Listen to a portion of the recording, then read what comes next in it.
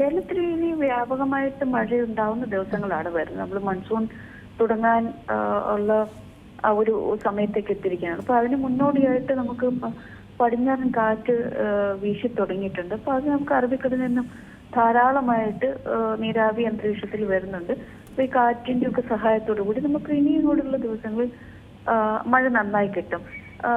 ചില ജില്ലകളിലെങ്കിലും അതിശക്തമായ മഴയ്ക്കുള്ള ഒരു സാഹചര്യമാണ്. അതുകൊണ്ടാണ് കുറച്ച് ജില്ലകൾക്ക് മാത്രമായിട്ട് നമ്മൾ യെല്ലോ അലേർട്ട് കൊടുത്തിരിക്കുന്നത്. അപ്പൊ അത് അതിനോടൊപ്പം തന്നെ ഈ മൺസൂൺ മഴയ്ക്ക് മുൻപായതുകൊണ്ട് ശക്തമായ കാറ്റും അതുപോലെ തന്നെ ഇടിമിന്നലും ഉണ്ടാകാനുള്ള സാധ്യത ഇപ്പോഴും ഉണ്ട്. അപ്പോൾ മഴ മാത്രമല്ല നമ്മളിപ്പോൾ കരുതിയിരിക്കേണ്ടത്, മഴയോടൊപ്പമുള്ള ശക്തമായ കാറ്റിനെയും ഇടിമിന്നലെയും നമ്മൾ ശ്രദ്ധിക്കേണ്ടിയിരിക്കുന്നു. അപ്പോൾ വരും ദിവസങ്ങളിൽ എല്ലാ ജില്ലകളിലും മഴയുണ്ടാകും.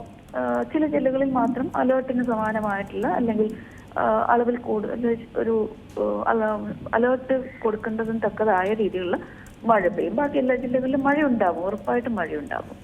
മേഡം, അതേപോലെ തന്നെ ഈ ഇടിമിന്നൽ നിർദ്ദേശം അത് പലപ്പോഴും പൊതുജനങ്ങൾ അവഗണിക്കുകയാണ് ചെയ്യാറുള്ളത്. ഈ IMD അടക്കം മഴയുടെ നിർദ്ദേശം നൽകുന്നതിനൊപ്പം തന്നെയാണ് ഇടിമിന്നൽ സാധ്യത അടക്കമുള്ള മുന്നറിയിപ്പ് നൽകുന്നത്. ഇന്നിപ്പോൾ ഇത് ആലപ്പുഴയിൽ ഇടിമിന്നലേറ്റ് ഒരു 60-കാരൻ മരിച്ചിരിക്കുകയാണ്. ഈ അലേർട്ടുകൾ അതിനൊപ്പം തന്നെ ഈ മഴ ശ്രദ്ധിക്കുന്നത് പോലെ തന്നെ കാറ്റിനും ഇടിമിന്നലിനുമുള്ള അലേർട്ടുകളും അതും വളരെയധികം ശ്രദ്ധിക്കേണ്ടതല്ലേ?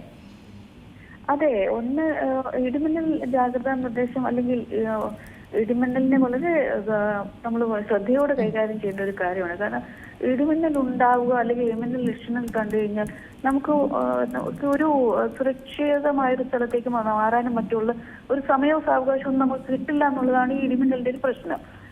അതുകൊണ്ടാണ് ലക്ഷണങ്ങൾ കാണുമ്പോൾ തന്നെ സുരക്ഷിത സ്ഥാനങ്ങളിലേക്ക് മാറുക, അല്ലെങ്കിൽ അതുപോലെ മറ്റ് രീതിയിലുള്ള ജാഗ്രതാ നിർദ്ദേശങ്ങളൊക്കെ ഉണ്ടല്ലോ ഇടിമിന്നൽ ഏൽക്കാതിരിക്കാനുള്ള, അതൊക്കെ പാലിക്കാനായിട്ട് അതുകൊണ്ടാണ് പറഞ്ഞത്. പക്ഷെ മഴയൊക്കെ എന്ന് പറയുമ്പോൾ മഴ വന്ന് അല്ലെങ്കിൽ വെള്ളം പൊങ്ങാനോ അങ്ങനെയൊക്കെ ആകുമ്പോൾ അതിനൊരു കുറച്ചൊരു സാവകാശം നമുക്ക് കിട്ടും, നമുക്ക് പ്രതികരിക്കാനായിട്ട്. ഇടിമിന്നലിന്റെ കാര്യത്തിലോ അല്ലെങ്കിൽ ശക്തമായ കാറ്റിന്റെ കാര്യത്തിലോ നമുക്ക് അങ്ങനെ പ്രതികരിക്കാനുള്ള ഒരു സാവകാശം ഇല്ല എന്നുള്ളതാണ് ഇടിമിന്നൽ വളരെ അപകടകാരിയാവുന്നതിന്റെ ഒരു കാരണം. അപ്പൊ അതുകൊണ്ടാണ് ഇടിമിന്നൽ ലക്ഷണങ്ങൾ കാണുമ്പോഴേക്കും തന്നെ സുരക്ഷിതമായ സ്ഥലങ്ങളിലേക്ക് മാറി നിൽക്കാനായിട്ട് ഏറ്റവും പ്രധാനപ്പെട്ട ജാഗ്രതാ നിർദ്ദേശവും ഏറ്റവും ആദ്യം പറയുന്നതും അത് തന്നെയാണ്. ഇടിമിന്നലിന്റെയോ അല്ലെങ്കിൽ മഴയുടെയോ ലക്ഷണങ്ങൾ കണ്ടു തുടങ്ങിക്കഴിഞ്ഞാൽ ഉടൻ തന്നെ സുരക്ഷിത സ്ഥാനങ്ങളിലേക്ക് മാറുക എന്നുള്ളതാണ് ഏറ്റവും ആദ്യത്തെ ജാഗ്രതാ നിർദ്ദേശം. ഏറ്റവും പുതിയ വാർത്തകളും വിശേഷങ്ങളും വിരൽത്തുമ്പിലറിയാൻ സീ മലയാളം ന്യൂസ് എല്ലാ ഡിജിറ്റൽ പ്ലാറ്റ്ഫോമുകളിലും ലഭ്യം.